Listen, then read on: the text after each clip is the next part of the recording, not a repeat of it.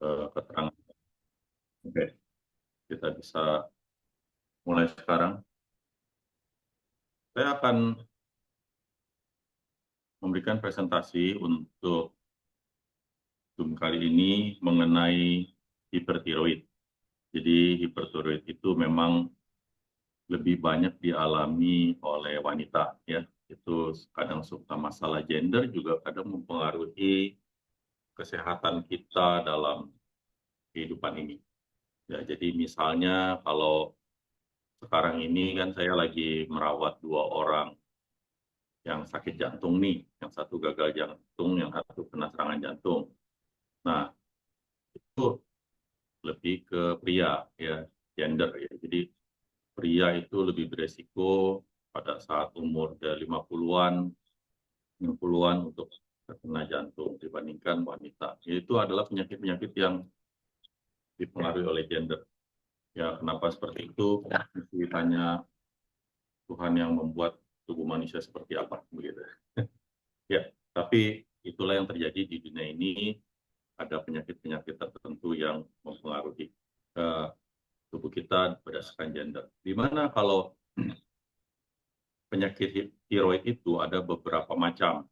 Ada yang orang kenal hipertiroid, ada yang orang bilang hipotiroid. Jadi kalau hipertiroid dia berlebihan hormon tiroidnya, kalau hipotiroid dia kekurangan. Gitu. Itu akan suatu hal yang bertolak belakang, yang mana gejala-gejala yang dialaminya juga malah terbalik. Gitu. Jadi misalnya orang yang hipertiroid mudah sekali jadi kurus, ya, jadi berat badan turun karena detak jantungnya cepat, sehingga dia menjadi metabolismenya terlalu tinggi, menyebabkan dia menjadi kurus. Sebaliknya kalau yang hipotiroid, dia menjadi pelan, detak jantungnya pelan, metabolismenya pelan, jadi sehingga dia mudah gemuk, gitu. Tetapi penyakit tiroid bukan hanya itu saja, ada beberapa hal yang lainnya. Misalnya saya memiliki seorang teman SMP yang terkena tumor. Jadi di tiroidnya ada tumor-tumor kecil dan dipantau oleh dokter dari tahun ke tahun. Akhirnya sampai satu saat di mana skornya itu sudah cukup mengkhawatirkan. Jadi akhirnya tiroidnya dibuang. Yaitu adalah jenis dari tumor tiroid. Jadi perlu dibuang, akhirnya dia dibuang. Dengan membuangnya salah satu kelenjar di tubuh, maka akan terjadi kelainan di tubuh dalam bagaimana dia berfungsi. Jadi kalau dia, setiap organ tubuh itu memiliki fungsi dan kegunaan masing-masing. Jadi kalau sampai kita punya tiroid dibuang, otomatis kita harus mengganti dengan yang namanya sintetik, begitu ya.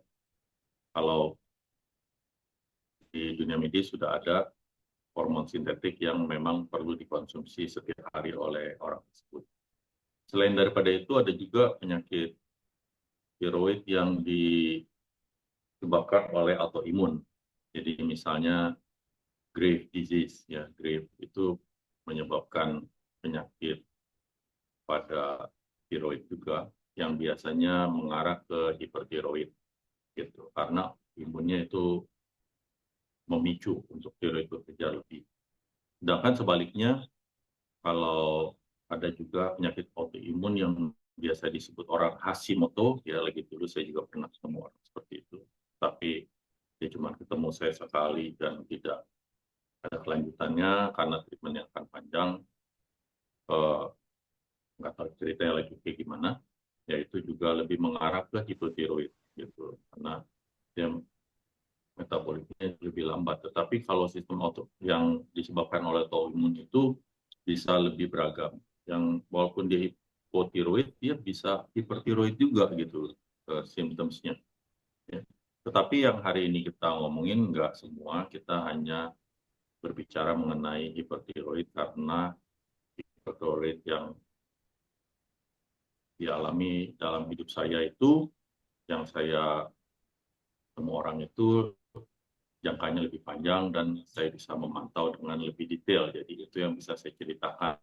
Untuk yang lainnya saya tidak bisa ceritakan karena memang yang mengalami Graves' disease juga tidak melakukan terapi yang saya lakukan. Walaupun saya pernah ketemu orangnya, yang Hashimoto juga cuma ketemu sekali, jadi tidak dapat diceritakan lebih lanjut. Nah, oke. Okay. Sekarang saya akan share screen untuk mempresentasikan mengenai hipertiroid.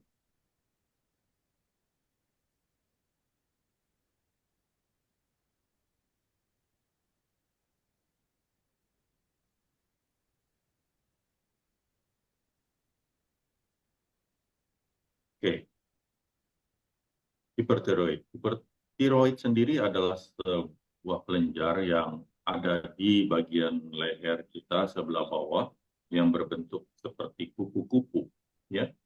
Dan itu banyak kegunaannya, terutama untuk sistem metabolisme tubuh. Jadi kalau terganggu, metabolisme tubuh akan juga terganggu. Dan oleh sebab itu kita perlu menjaganya dengan baik.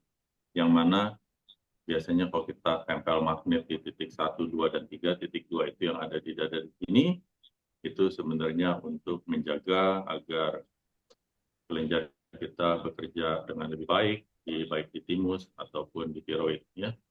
Buat yang belum tahu, magnet itu bisa dibeli bebas dan mudah sekali ditemukan dan tinggal digunakan sendiri di rumah setiap malam. Ya, janganlah sampai kalau kita ngomong namanya penyakit, nungguin penyakitnya datang, terus baru kita kalang kabut. Nah, itu sangat tidak dianjurkan. Jadi sebenarnya konsep dari preventif itu jauh lebih baik dibandingkan kita mengobati kalau sudah sakit. Ya, nah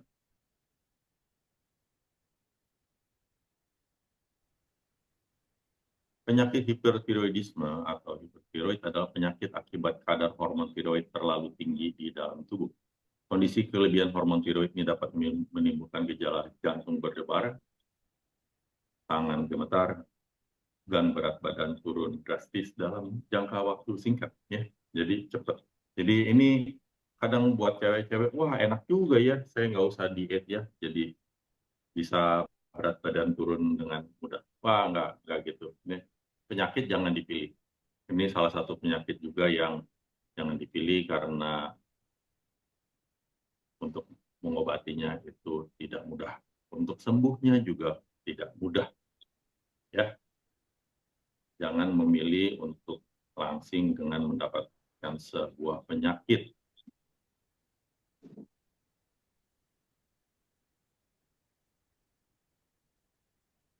Ya. Dalam dunia medis, dalam jurnal-jurnal yang kita baca, ya bisa dicari jurnalnya banyak di Google. Zaman sekarang saya tidak bisa bohong gitu kan. Kalau saya bilang, wah Anda kena hipertiroid, Anda akan sembuh, wah udah itu artinya saya sedang berbohong. Jadi tinggalkan saja Zoom ini, gitu ya. Jadi semua itu sudah banyak dipelajari dunia medis bahwa hipertiroid itu tidak ada sistem penyembuhannya. Ya, jadi tidak ada obat yang dapat menyembuhkan kondisi hipertiroid.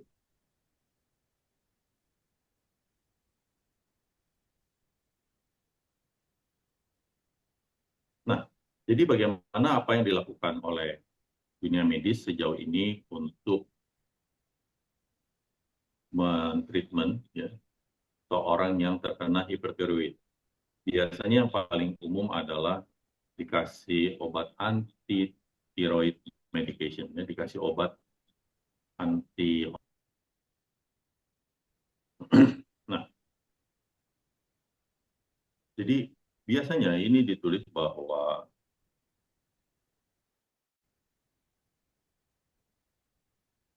you usually take medicine for 12 to 18 months ya. Jadi dalam 12 sampai 18 bulan kita disuruh minum obat terus-menerus dengan tujuan menahan agar hormon tiroidnya biasanya itu kita sebut FT3 dan FT4, tetapi lebih cenderung kita ceknya di T4-nya ya, di tiroksin, hormon tiroksin 4-nya, agar jangan terlalu tinggi, karena kalau terlalu tinggi itu akan bikin masalah. Nah, biasanya dalam waktu 1 sampai 1,5 tahun ini, barulah kita akan melihat ada benefit. Jadi hidup kita akan lebih nyaman, dan kemungkinan dalam 1 sampai 1,5 tahun itu kita akan bisa mengurangi dosis. Tetapi baik lagi itu berdasarkan anjuran dokter. Jadi kalau dokter bilang, oh ini sudah jauh membaik, jadi tinggal kurangi dosisnya, gitu. Ya. Dan biasanya juga kadang dikasih juga obat beta blocker. Ya. Ini mereknya juga ada beberapa macam. Beta blocker itu tujuannya adalah menghalangi sinyal beta di jantung. Jadi biar jantung itu tidak berdetak terlalu kencang. Ya, jadi obat itu hanya kalau jantungnya berdetak kencang. Jadi tidak semua orang yang terkena hipertiroid, jadi tergantung seberapa parah, belum tentu dia mengalami detak jantung yang berlebihan. Tetapi sistem metabolik tubuh lain-lainnya itu tetap tinggi. Ya, jadi misalnya sistem metabolik dari pencernaan bisa saja tinggi sehingga dia mudah kurus karena dia lebih sering ke belakang untuk buang gitu. Jadi dia tidak mudah menyerap makanan. Nah, ini biasanya kalau untuk beta blocker itu juga dipantau dari detak jantung. Kalau memang detak jantung ini sudah lebih mendingan, maka beta blocker akan di stop gitu ya. Nah, biasanya ini ditulis juga kalau hormon tiroidnya udah lebih stabil, itu akan diturunkan atau di stop itu oleh dokter seperti itu. Tapi kadang-kadang banyak orang harus mengkonsumsi obat itu sampai tahunan, bahkan ada yang seumur hidup, agar tidak mengalami gangguan-gangguan yang tidak nyaman dari kondisi hipertiroidnya. Gitu, ya. Nah, ada juga dengan yang namanya radioactive iodine treatment. Ya. Ini adalah suatu treatment yang baru yang belum lama juga dikembangkan. Karena memang tidak ada obatnya, jadi sistem dari dunia medis, jika suatu organ dalam tubuh manusia itu error, maka tidak bisa diobati karena obat itu tidak memperbaiki fungsi organ. Jadi yang dilakukan oleh dunia medis adalah karena hipertiroid itu membuat tiroid kita itu bekerja dengan luar biasa dengan ukuran seperti itu. Jadi dimasukkan zat radioaktif dengan tujuan menghancurkan kelenjar tiroid kita. Jadi kelenjar tiroid kita sebagian akan hancur dengan adanya iodin yang ini kalau nggak salah iodinnya 131 kalau nggak salah deh. Ya. Itu akan masuk ke dalam tiroid, dia akan mengeluarkan radiasi.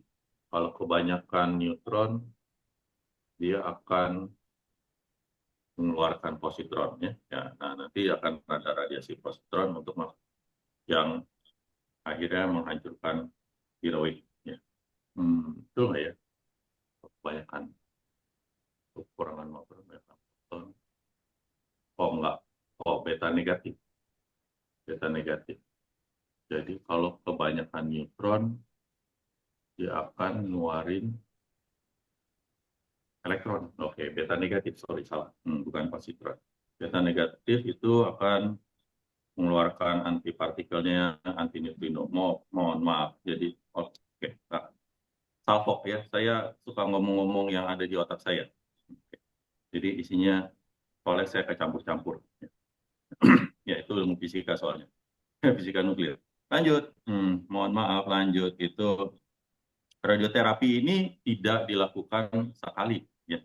Jadi bukan berarti sekali kita dikasih iodin yang radioaktif terus kita udah beres. Ya, enggak seperti itu. Karena kalau kita dikasih iodin yang dosisnya cukup tinggi, memang tiroid kita memang bisa dalam sekejap bisa bekerja dengan normal, tetapi masalahnya karena ini adalah zat radioaktif yang dimasukkan ke dalam tubuh, tidak 100% iodin ini masuk ke tiroid saja, dia bisa masuk ke sistem tubuh yang lainnya.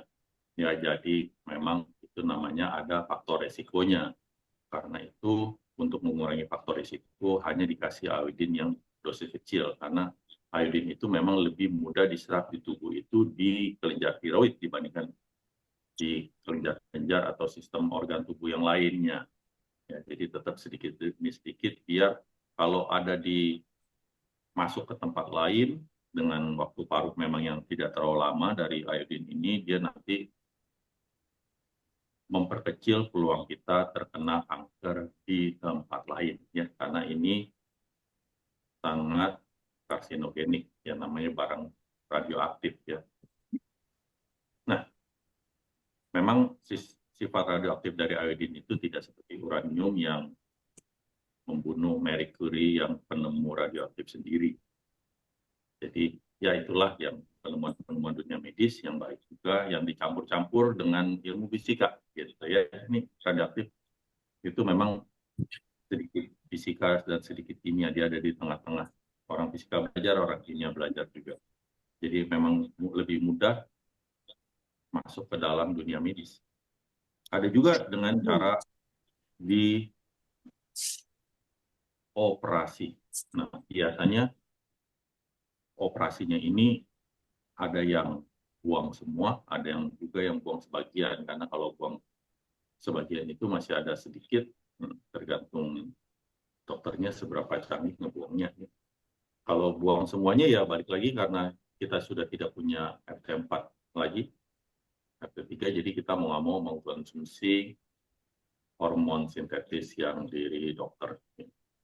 Dan otomatis untuk mengkonsumsi obat setelah operasi yang membuang semua tiroid, kita harus konsumsi obat tersebut seumur hidup.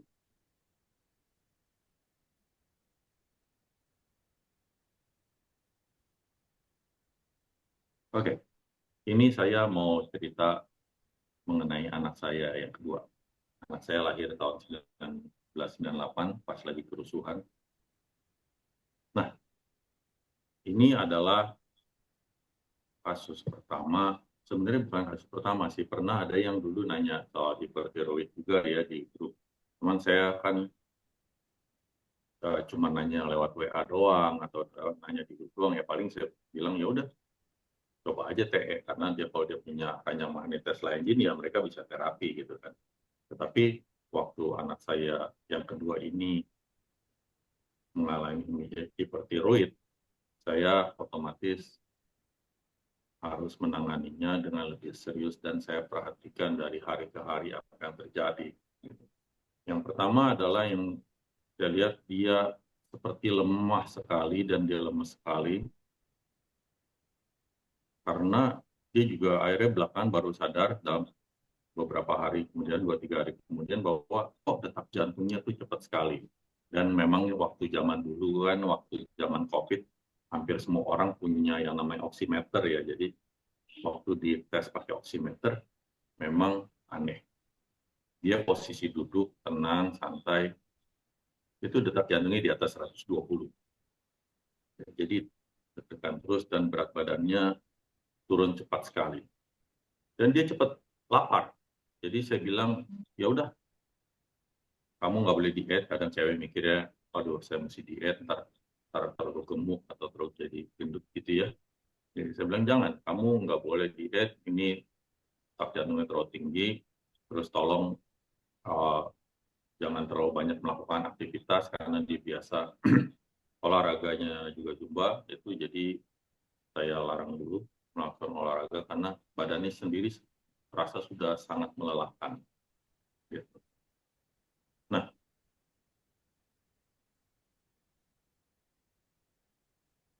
setelah itu kita ke dokter umum. di dekat rumah. Terus karena memang sebenarnya ada benjolan juga, mungkin benjolannya tapi hanya ternyata cuma limfadenitis ya, jadi cuma pembengkakan ginjal limfa doang yang setelah berapa lama hilang sendiri. Lalu dokter umum itu melihat kok seperti aneh ya, ya udah coba suruh ke dokter penyakit dalam. Lalu kita ke dokter penyakit dalam di Mandaya. Setelah di sana, di dalam ruang dokter itu, saya pikir-pikir anak saya sebenarnya jadi kenapa ya, gitu ya. Oh, saya pikir, oh ini tiroid nih, hipertiroid nih kan. Ya, jadi dokter juga sempat ngomongnya hampir berbarengan masih hipertiroid gitu ya. Oh, oh iya benar, hipertiroid ternyata memang anak saya mengalami hipertiroid. Jadi saat itu disuruh ngecek segala macam di hari yang sama dan memang hasilnya keluar di mana untuk yang menunjukkan seseorang itu kena hipertiroid ini dia thyroid function test pre T4 sama TSHS. T4-nya 5,48, seharusnya 1,7, jadi ketinggian. Ini yang menyebabkan detak jantungnya tinggi, sistem metaboliknya super tinggi, jadi berat badannya jadi turun banyak. Sedangkan TSHS-nya itu paling kecil misalnya 0,27, dia 0,01. Ya, kekecilan ini, dua hal ini adalah yang memang menunjukkan seseorang itu terkena hipertiroid. Jadi sudah tidak bisa disangka lagi anak saya terkena hipertiroid. Lalu obat ini dikasih, yang dikasih minum itu tirozol dan propranolol. Propranolol itu adalah beta blocker yang tadi saya ceritakan, tujuannya untuk menurunkan detak jantung. Ya, sedangkan tirozol itu untuk menurunkan FT4, biar FT4-nya itu tidak tinggi untuk menormalkan.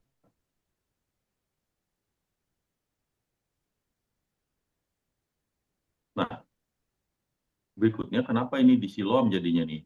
Ini tes berikutnya ya. Itu waktu tes yang sebelumnya itu dilakukan di Mandaya. Mandaya Hospital itu di tanggal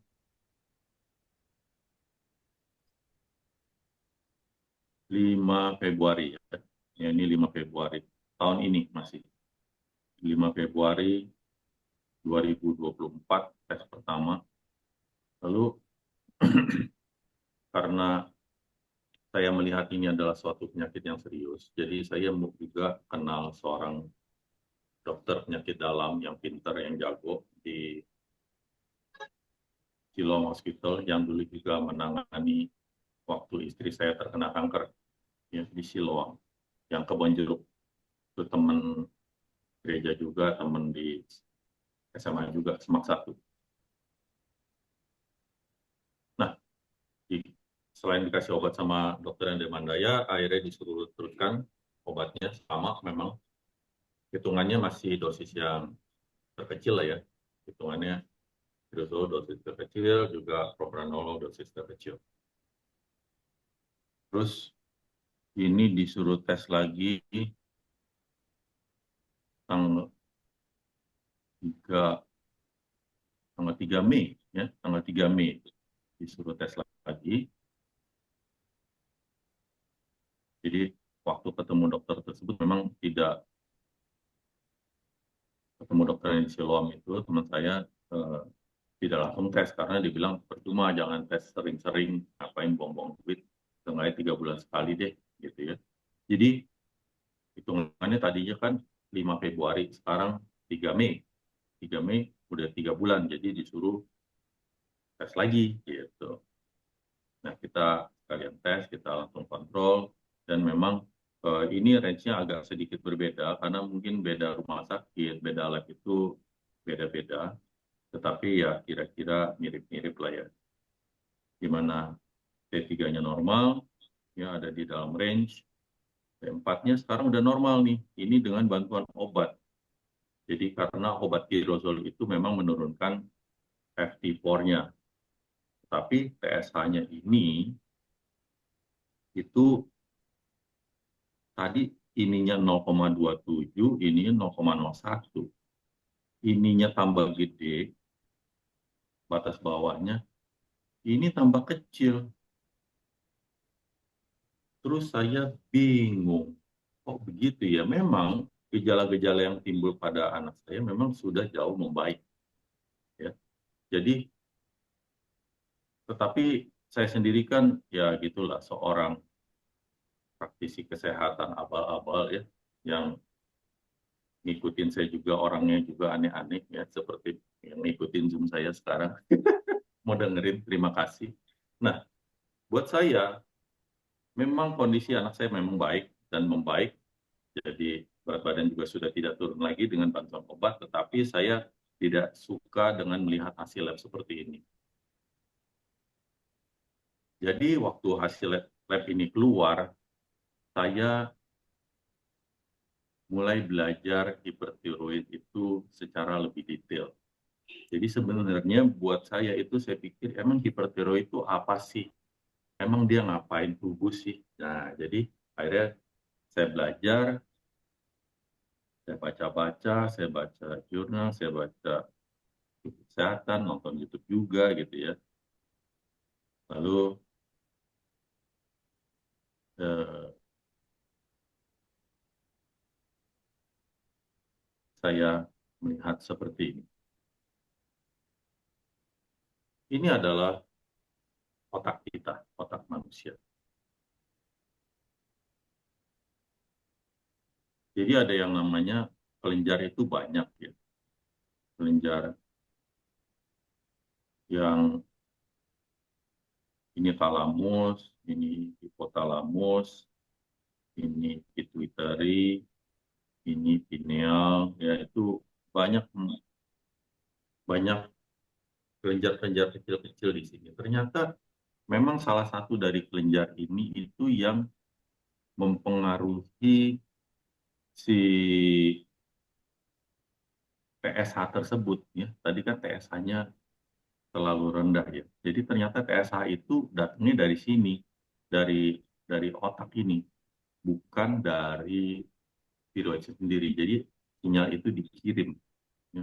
Kita Google ya.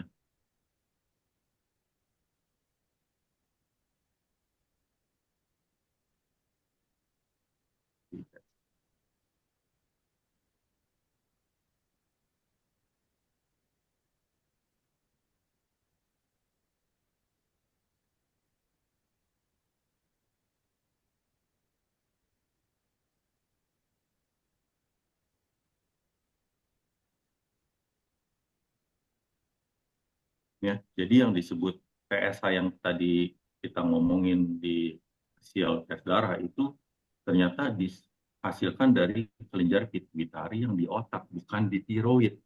Tadinya saya pikir thyroid stimulating hormone, saya pikir ini tiroid gitu. Ternyata waktu di Google, dipelajari segala, oh ternyata bukan, dia dari si pituitari. Pituitari itu ada di yang di belakang tadi tuh, ya. Nah,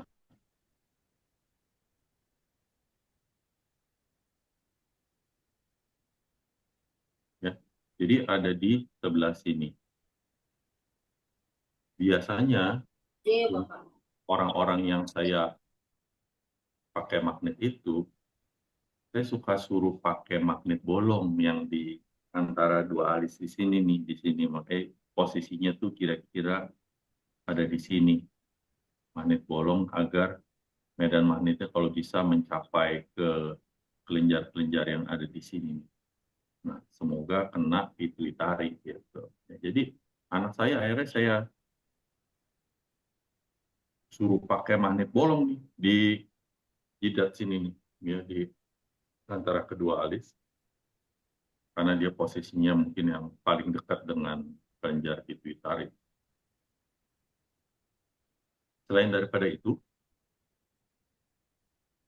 saya juga suruh anak saya pakai belangkon. Ya.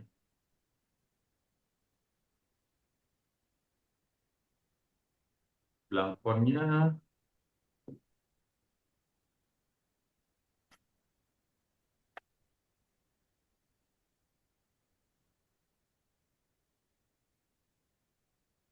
nih, ini belangkonnya. Belangkonnya dulu biasanya kalau orang-orang yang melihat kalau orang stroke atau apa, itu agak beda ini. Ini cuman belangkonnya cuman punya 3 titik posisinya karena dengan medan yang harus diatur karena dia harus dari sini masuk ke samping agar bisa ngelewatin kelenjar pituitarinya. Saya cuma suruh dia pakai cuma 30 menit sehari, 1 atau 2 kali. Cuman ada satu di sini, satu di samping kiri, satu samping kanan. Seperti itu. Yang satu sini, dua di satu-satu. Tapi yang ini magnetnya double nih. Medannya diarahkan biar bisa jalannya dari sini-sini medannya. Lalu karena saya berpikir bahwa dia ada di bermasalah di kelenjar pituitari karena TSA-nya nggak beres-beres, jadi saya juga suruh dia pakai TEP, yang bantal magnet itu. Bantal magnetnya saya suruh terapi sekitar ya 15-20 menit aja juga cukup lah. Dia, saya pikir masih muda, dia lebih mudah untuk recover. Ya. Selain daripada itu, waktu di tanggal 3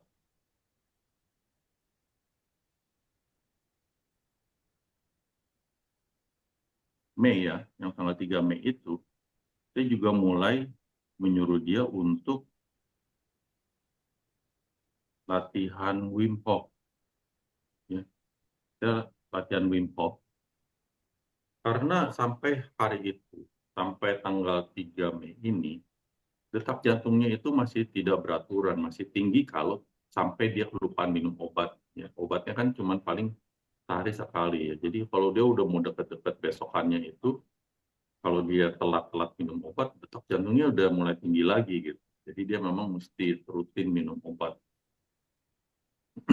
Nah, akhirnya saya ajarin Wim Hof. Jadi waktu dulu juga kita pernah adain latihan pernapasan Wim Hof. Di sini berapa orang ya, ada sekitar 20 orang yang datang. Nah, itu saya ajarin anak saya Wim Hof dengan tujuan agar dia bisa mengontrol detak jantungnya dan dia bisa menenangkan pikirannya, dia bisa fokus untuk bisa, karena biasanya orang yang hipertiroid itu jadi stres ya, dengan detak jantung yang berlebihan dia jadi stres.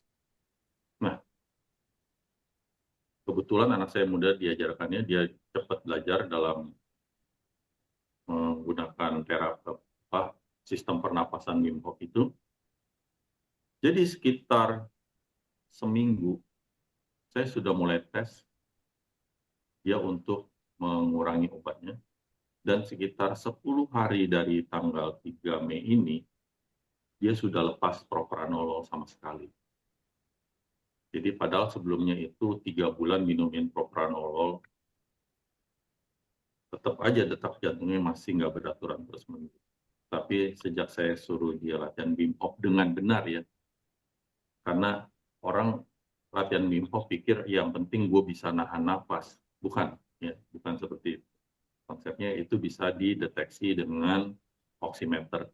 Dengan oximeter gimana kita bisa tahu pada saat oximeter itu menunjukkan angka berapa, kita tahu kita melakukannya dengan benar atau tidak. Setelah dengan latihan Wim Hof yang baik itu dan mulai terapi semua belangkon dan PEP namanya ya, bantal magnetnya, saya tes lagi nih. Kata dokter kan 3 bulan sekali. Ya namanya orang pengen tahu yang saya lakukan itu seperti apa gitu. Yang saya suruh anak saya lakukan. Kalau Anda perhatikan tadi umurnya 25, sekarang berubah jadi 26 karena ulang tahunnya di bulan Mei pas kerusuhan. Ini udah lewat, jadi ini udah di bulan Juni. Ya. Jadi tanggal 5 Juni, artinya sekitar sebulan kemudian, Dilihat TSH-nya. Jadi 0,046. Sebelumnya, coba ya kita ulang kalau biar jelas. Kok gini nih? Bentar,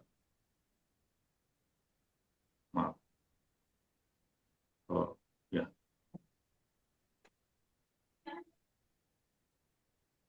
Oke. Yang 3 Mei itu 0,006.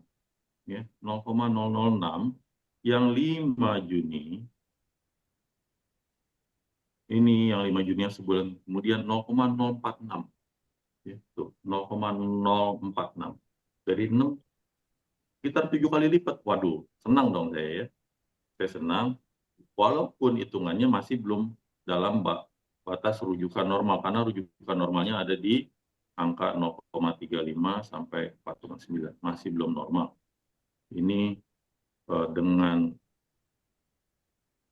apa ya namanya, dengan lab yang sama. Ini kan, oh nggak beda.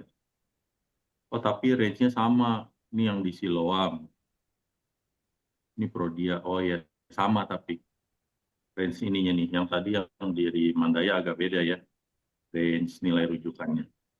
Yang tadi 0,35, 0,006. Perbandingannya sangat-sangat jauh. Saya senang tapi belum cukup puas karena masih belum normal juga.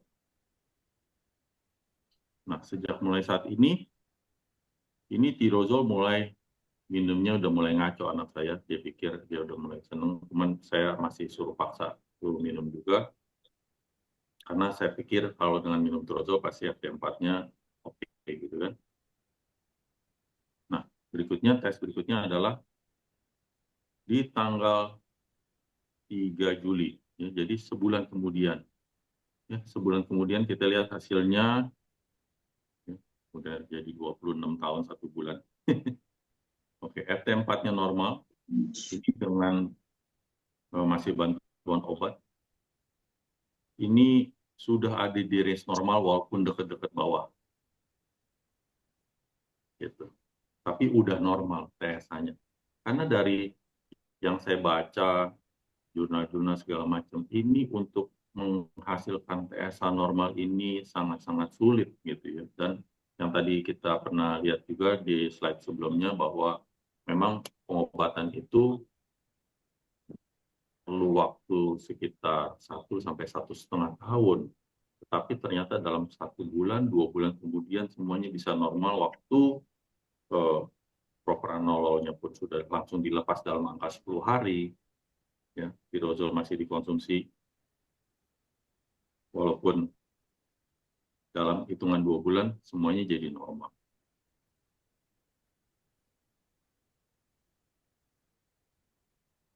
Nah, kalau nggak salah ini udah tes terakhir ya. Memang masih nggak ada tes lagi ya, Bel ya? Oh, nggak ada. Oke. Nah, sejak saat ini anak saya sudah males tes lagi karena dia menganggap dirinya sudah normal dan sudah sehat dan memang obat-obatan akhirnya sudah dilepas semua nih sejak saat ini.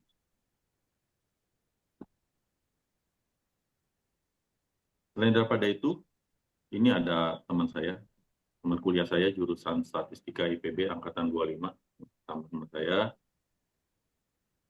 artinya kelahiran tahun 69 juga lah ya. Dia ada ketemu saya. Ini dia ke RSPP, hasilnya seperti ini di tanggal 11 Juni. Jadi memang kejadian dia nggak lama, waktu memang setelah kejadian anak saya. Saya juga nggak ngerti kenapa dia tiba-tiba kontak saya. Jadi waktu hasil ini lab ini keluar, dia kontak saya dulu sebelum ketemu dokter internisnya. Ya. Jadi ini range-nya agak beda lagi. Yang pasti adalah FT4-nya tinggi, TSH-nya turun. Karena memang itulah sistem dari kerja sistem tubuh. Walaupun yang benar adalah waktu T4 itu tinggi, T4 itu tinggi dia akan masuk ke atas, ke kelenjar pituitari. Waktu kelenjar pituitari itu mendeteksi, oh kebanyakan T4, maka TSH-nya itu akan memberikan sinyal untuk menyetop produksi T4-nya gitu. Tetapi karena ininya semuanya jadi bodoh hitungannya ya. Yang bodoh yang mana ya nggak tahu. Ya kemungkinan besar ya dari pituitarinya yang bodoh. Karena sinyalnya itu nggak nyampe ke tiroid sehingga tiroidnya memproduksinya terus menerus gitu ya. Menurut saya sih begitu. Jadi karena itu banyak orang waktu diobatin pakai tirozol, T4-nya itu bisa turun, TSH-nya nyangkut-nyangkut aja ada di bawah terus kagak baik-baik gitu ya. Akhirnya dia minum obatnya seumur hidup atau bertahun-tahun. Ya, jadi dia setelah hasil ini keluar, dia juga berat badannya turun drastis, juga gemeteran gitu ya. Terus saya dia telepon saya suruh juga minum obat yang sama seperti anak saya karena kejadian memang sama persis. Dia nggak baik lagi ke dokternya. Saya juga nggak ngerti deh.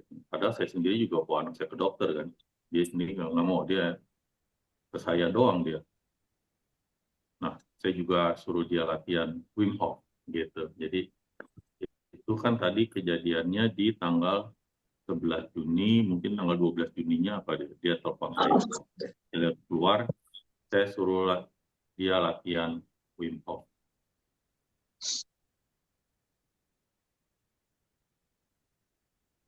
Dia datang ke rumah saya ajarin sistem pernapasan Wim Hof yang benar seperti apa. Ya, diperhatikan itu ada yang namanya SpO2 saturasinya dan ada detak jantungnya. Ya, detak jantungnya ini udah minum obat nih, propranolol. Sebelumnya dia di atas 100 terus. Ya, dia juga ini posisi tiduran pun ada di dekat 100. Ya, jadi saya ajarkan dia bagaimana cara menurunkan detak jantung dengan sistem pernapasan ini.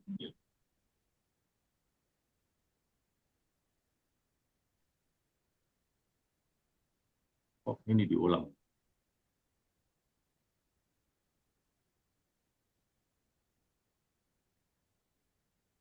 Oke, ini tanggal 15 Juni. Tanggal 16 Juninya dia mulai pakai belangkon. Lalu tanggal 6 Juli, itu artinya cuma sebulan ya, nggak nyampe sebulan, dia sudah stop minum propranolol. Padahal anak saya itu minum propranolol itu sampai 3 bulan. 3 bulan 10 hari lah kira-kira ya. Itu dia harus minum propranolol terus. Tetapi dengan teman saya ini dengan dibantu pernapasan Wim Hof, ternyata dia bisa stop propranololnya. Ya, baik lagi, pernapasan Wim Hof-nya juga harus benar, yang mana kita harus bisa menahan nafas, kita bisa menurunkan saturasi oksigen, dan juga kita harus bisa menurunkan detak jantung sampai beberapa puluh digit. Jadi kalau dia tuh dari 90 dari 100 gitu ya detak jantungnya itu, kalau dia lagi latihan dia bisa turun 30 digit, 35 digit, bisa 65, 70. Kadang-kadang jarang, kadang bisa sampai 60 juga ya. Itu dengan latihan yang benar. Nah, ya propranolol stop dan dia tetap minum obat tirozolnya tetap masih berlangsung terus. Ini video muter terus, udah biarin aja, nggak usah ya. Itu cuma mau ngasih unjuk oximeter doang sih. Ini, nah, dia lakukan pemeriksaan lagi di tanggal 31 Juli. Ya, tanggal 31 Juli, di mana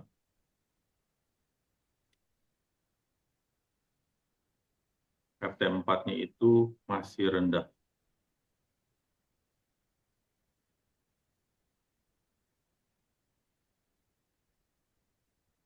Ini siapa punya ini? TSH-nya udah normal. Ya, seperti itu. Ya, benar. Ini dia punya nih.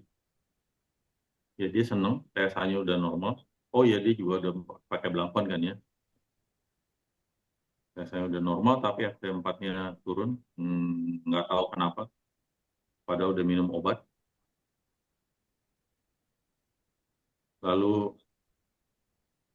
dia ada tes berikutnya lagi. Ini tanggal 30 November. 30 November. Oh ya, belum lama ini ya. Oke. Oh ya, dia baru belum lama ini dia kontak saya. Dia tes lagi. Ini hasilnya. FT4-nya udah normal. Dan TSH-nya malah lebih tuh. Jadi saya bilang karena TSH-nya lebih, udah mulai saat ini eh, aerosolnya mungkin udah mesti dikurangin. Jadi sinyalnya ini agak sedikit error sih. Ini malah jadi kelebihan. Padahal mestinya kalau hipertiroid ini mesti turun rendah, bukan ketinggian. Seperti itu. Tetapi memang semua gejala yang apa yang namanya beta blokernya propranololnya udah nggak dikonsumsi sama sekali. Tapi berat badan sudah balik seperti semula, jadi semua dia tidak mengalami yang aneh-aneh lagi. Kegiatan sehari-harinya sudah normal, yang dia lakukan adalah dia pakai belangkon magnetnya seperti ini, dan kalau anak saya belangkon magnet dan TEP. Kalau teman saya itu tidak pakai TEP dia cuma punya belangkon magnet doang, dia tidak punya TEP. Jadi sepertinya terlihat masih ada sedikit gonjang-ganjing dalam sistem hormon di tubuhnya. Oke, demikian yang bisa saya ceritakan. Kesimpulannya apa? Kesimpulannya baliknya gimana lagi? Oh, iya, ini nggak keluar nih atas ini. Bentar ya. Oh, oke. Keluar. Oke. Ya,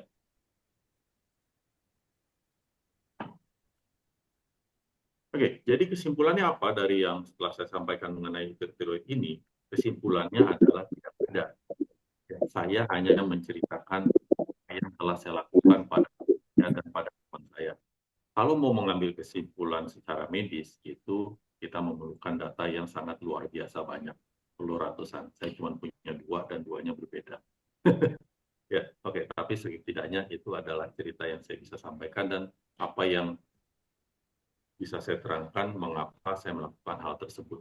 Gitu. Ya, tetapi puji Tuhan, saya senang kalau anak saya sekarang sudah terlepas dengan obat dan dia tidak ada gejala apa-apa lagi dan dia memang sudah bisa melakukan semua aktivitas dengan normal.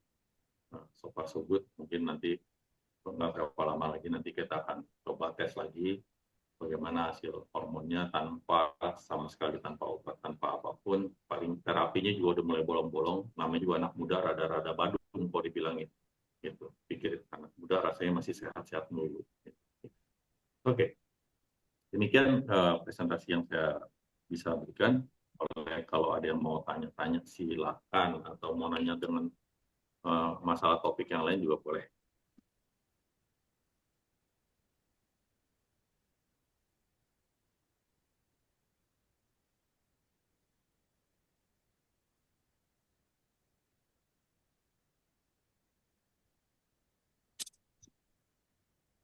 Oke, dipersilakan kalau ada yang mau nanya, tinggal di unmute dulu ya kalau mau ngomong, karena ini tadi kan semua di mute.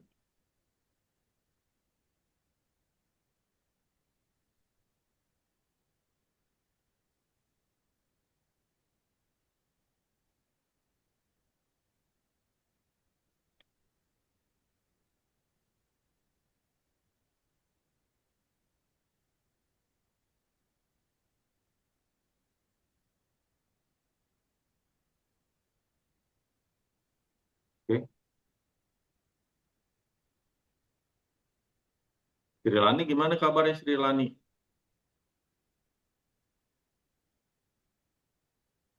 Baik dong. Baik ya. Baik. Udah 2 kali kambuh, tapi 2 kali sehat. Oh gitu. Kambuh terakhir kapan?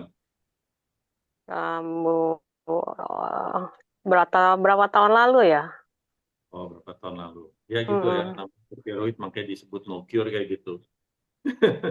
Kadang-kadang bisa semua lagi. Ya itu kan juga Tapi makanya kalau ya kalau hipo gitu, hipo kan berarti detak jantungnya kurang ya, kurang cepet ya. Itu sama tekniknya ya. tekniknya sih sama karena konsepnya dia jadi eh, kalau si hormon tiroid TSH-nya itu direndahin sama pituitari direndahin maka FT4-nya itu akan naik. Tetapi Hmm.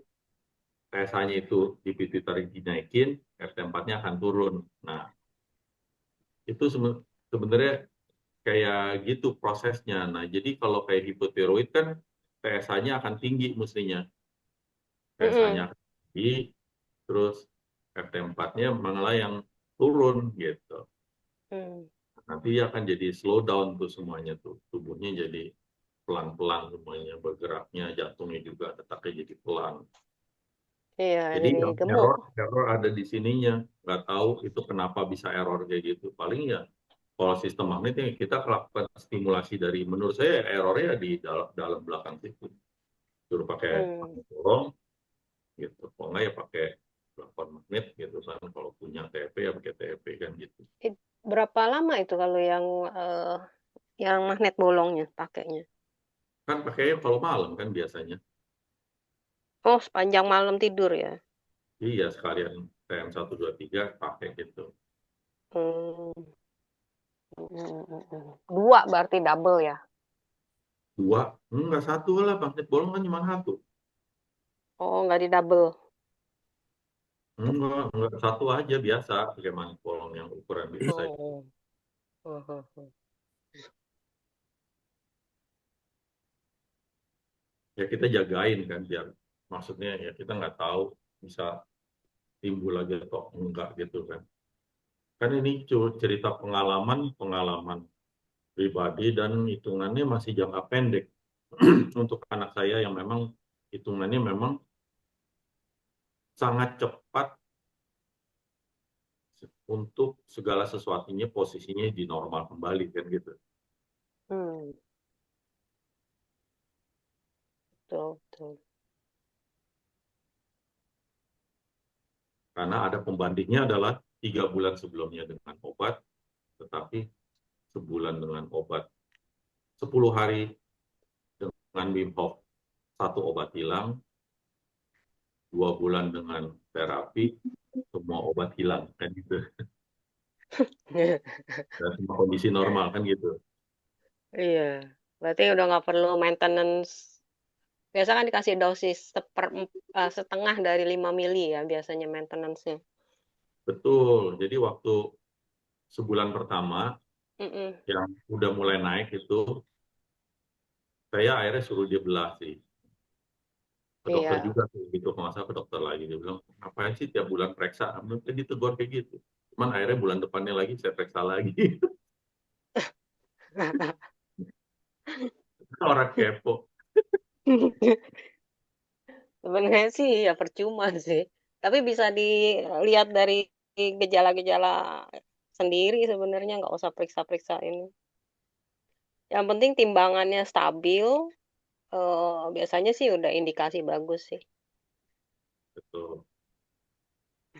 Ya dulu tuh sebelumnya tuh yang waktu 3 bulan pertama itu kan anak saya akhirnya jadi di tasnya itu ada oximeter. Saya selalu bawa. Jadi kalau sampai detak jantungnya tiba-tiba berlebihan, bisa aja kan ada kejadian apa atau apa bikin detak jantung Hmm. naik di luar biasa. Ya mungkin di saat itu bisa nambah dosis propranololnya kan gitu. Kalau nggak dia kan terlalu stres dan terlalu melelahkan gitu. Kalau kalau cowok lebih parah katanya. Betul, lebih parah, lebih jarang, tapi lebih parah, betul. Iya, lebih jarang tapi lebih parah bisa langsung mati ya. Maksudnya karena jantungnya itu sih matinya. Kalau Betul. cewek sih Kalau cowok jelas mendingan. lemah jantungnya. Mm-mm.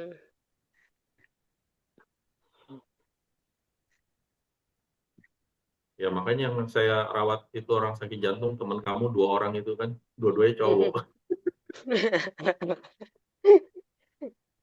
Iya, sakit jantung.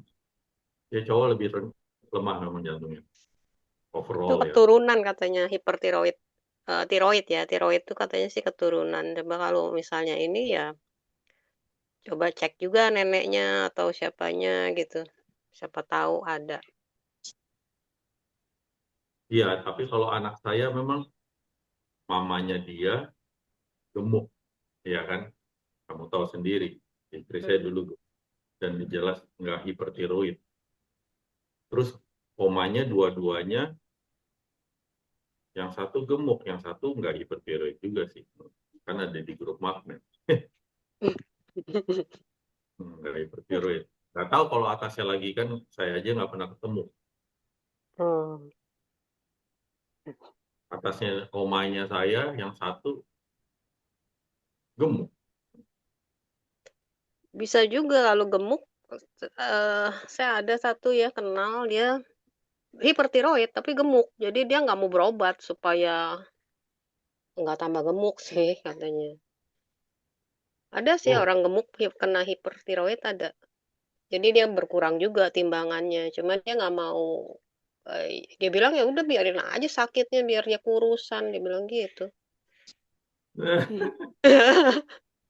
ya itu kan balik lagi ke tingkat keparahan ya. Jadi kalau sampai ke tingkat Iya. keparahan tinggi kan detak jantung yang luar biasa kan nggak tahan juga sih. Hmm. Terus ada juga yang mungkin yang apa ya gondok ya. Gondok tuh bukan ya, bukan termasuk tiroid Gondok ya. juga termasuk salah satu masalah tiroid dalam bentuk tumor jinak.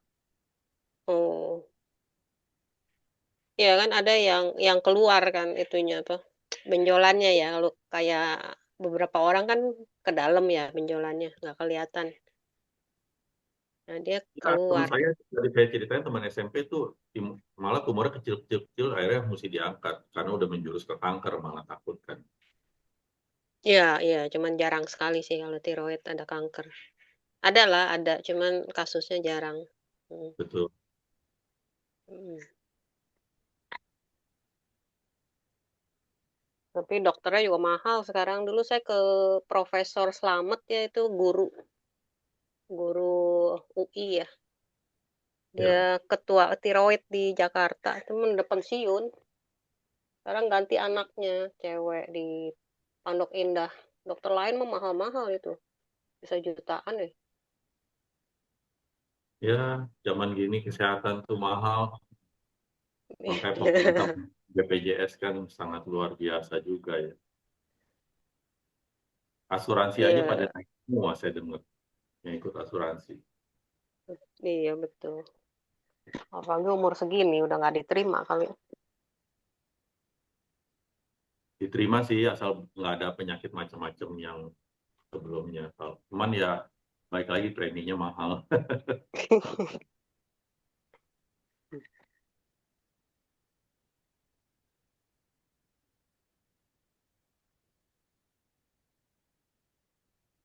Oke, yang penting kalau bisa sih jangan sakit lah konsepnya gitu. Hmm, iya. Ini yang Men. peserta lain nggak ada yang sakit tiroid tapi ya kok diem-diem aja ya. Hmm, teman saya yang tadi yang teman kuliah sih dia bilang dia lagi kayaknya lagi terbang, dia lagi ada urusan kemana, jadi tadinya dia mau ikut juga di sini. Hmm. Pas lagi jadwal terbang dia jadi nggak jadi ikutan dia. Ya yang lain mau ada yang mau nanya atau mau nanya hal lain juga boleh silakan.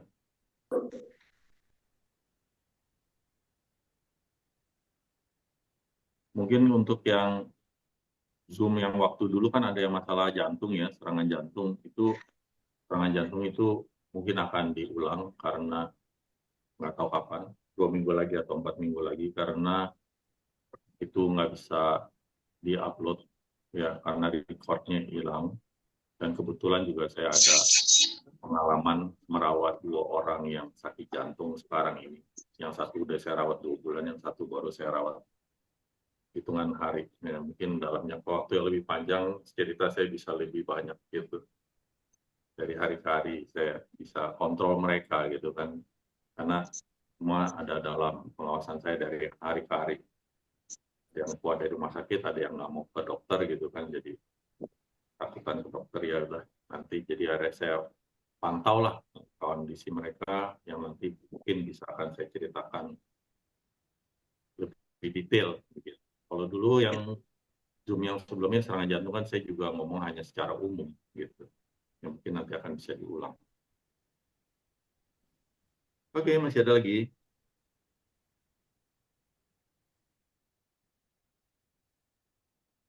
Silakan kalau masih mau nanya. Kalau tidak, kita sudahi nih.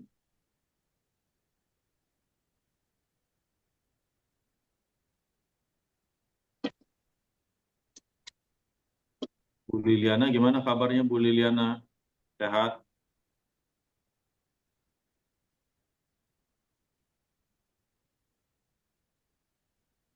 Sehat, Pak. Oke, sakit kepalanya Tapi gimana? masih sih. Masih? Cuman itu apa? Sebelah kanan ini pundaknya sakit nih. Oke. Itu kalau kita pakai red light-nya kan di ininya lampunya di sebelah kiri. Eh, Ya, ya.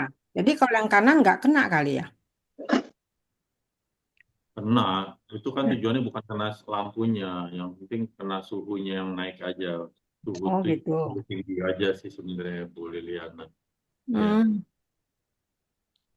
Kalau nggak salah kan lagi itu saya suruh minum obat ya. Obat kolesterol karena Iya kolesterol. masih. Sekarang udah yang 20 mili. Oh, oke. Oke. Saya Nanti turunkan. habis itu baru yang 10 mili. Jadi ya pikir sesudah ini satu ini baru dicek lagi. Ya, ya. Soalnya tingginya luar biasa tinggi. Mau nggak mau mesti dibantu obat. Iya. Hmm. Kalau tensi sih, kalau yang atas tuh berfluktuasi lah, kadang bisa 140-an, kadang 130, tapi kalau yang di bawah tuh rata-rata udah di bawah 90 lah. Udah di bawah 90. Ya udah bagus ya sekarang ya. Oke. Mm-mm. Sip lah. Untuk umur 70 ke atas kondisi seperti itu. Gitu ya. Iya, Pak. Ya, tapi Bagus. suami nggak mau tuh. Nggak mau terapi. Iya, Aduh. ya terapi juga dia cuma sekedar tidur aja di tempat tidur. Kalau itu pakai yang ininya dia nggak mau. Itu juga baru 2 kali. Susah. Oh, iya. Dia merasa sehat sih. Ya itu dia. Kadang orang nungguin sakit. Ya jangan sampai lah. Kalau nungguin sakit repot. Iya, tadi dengar yang tiroid ini, kalau umpama yang sudah ini nanti apa istrinya adik saya ya, dia kan juga kemarin ini habis dioperasi gitu loh di Pineng. Operasi apa? Tiroid. Iya, diangkat gitu ya. Oh iya. Oh diangkat ya nggak tahu ya penyebabnya apa. Bisa karena hipertiroid, bisa karena ada tumor. Iya, makanya tadi baru saya mau iniin ke dia, coba suruh dengerin dulu nanti YouTube yang ini. Iya. Iya. Oke. Oke, makasih. Sama-sama. Thank you update-nya.